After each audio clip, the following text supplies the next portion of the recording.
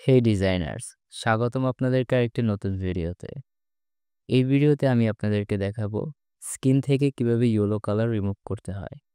So without any further do, let's get started.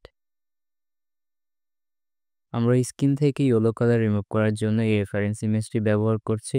এই reference ইমেজটার download link video ডিসক্রিপশনে দেওয়া থাকবে, আপনারা এখান থেকে ডাউনলোড করে নিয়ে প্র্যাকটিস করতে পারবেন। তো বরাবরের মতো আমরা যেহেতু এই যে স্কিনের এই ইয়েলো কালারটা আমরা রিমুভ করব, ব্যাকগ্রাউন্ডে যে কালারটা আছে সেটা থাকবে, জাস্ট আমাদের এই ফেসের যে ইয়েলো স্ট্রেপ টোনটা আছে এটা আমরা রিমুভ করব। তো তার জন্য আমরা একটা অ্যাডজাস্টমেন্ট লেয়ার ব্যবহার করব।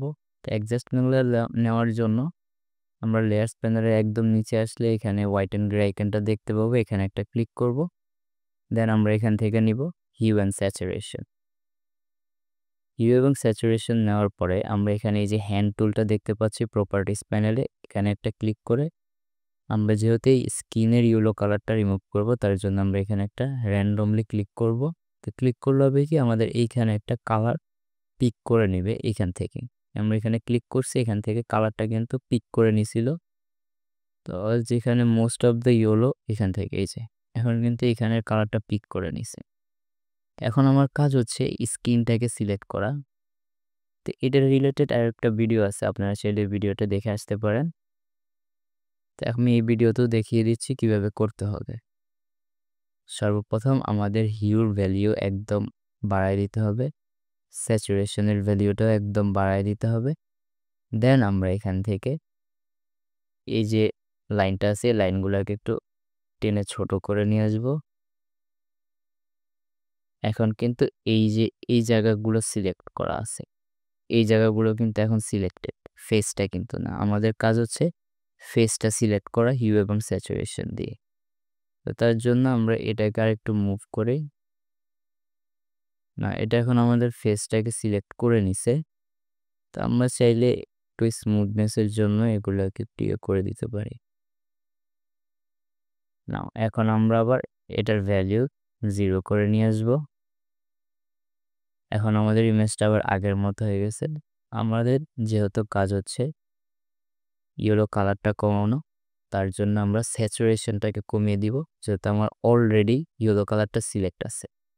তাই আমি যদি স্যাচুরেশনটা কমিয়ে দিই, তার পাশাপাশি কিন্তু আমার ব্যাকগ্রাউন্ড থেকেও এটা রিমুভ হয়ে যাচ্ছে। আমি চাচ্ছি না আমার ব্যাকগ্রাউন্ডের যে কালারটা আছে সেটা রিমুভ হোক। তার জন্য একটু ব্রাইটনেসটাও বাড়িয়ে নিই, লাইটনেস, সরি, টু মাচ হয়ে দিস, 5% ইজ গুড এনাফ। নাও এখন চাচ্ছি যে জাস্ট ফেসের যে ইয়েলো স্টোনটা আছে এটা রিমুভ হবে, ব্যাকগ্রাউন্ডে যেটা আছে এটা থাকবে।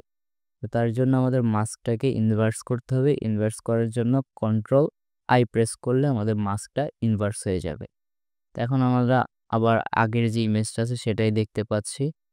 এখন যাব আমরা ব্রাশ টুলটা সিলেক্ট করব। যদি কারো ফ্লো কম থাকে, ফ্লোটা একদম 100%ও রাখতে পারেন অথবা 50%, যার যেভাবে সুবিধা হয়। না, এখন ব্রাশ সাইজটা বড় করব।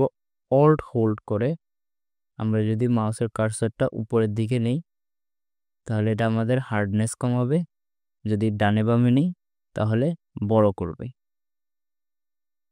না, এখন আমি জাস্ট এই ফেসে উপরে করছি।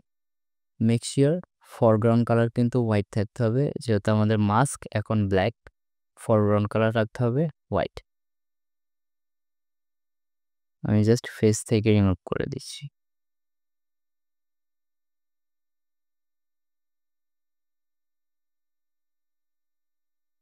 না, এখন যদি আমরা আমার বিফোর অ্যান্ড আফটারটা দেখি, অল্ট হোল্ড করে এখানে যদি একটা ক্লিক করি তাহলে আমরা আমাদের বিফোর এবং আফটারটা দেখতে পাবো। এ হচ্ছে আমাদের বিফোর, এ হচ্ছে আমাদের আফটার। তো এই ছিল আমাদের আজকের video. Thanks for watching technology design. I'll see in my next one. Until then, stay tuned. I hope you enjoyed this video, and if you did, make sure to give us a like and don't forget to subscribe or ring the bell so that you don't miss any other future tips and tricks or tutorials.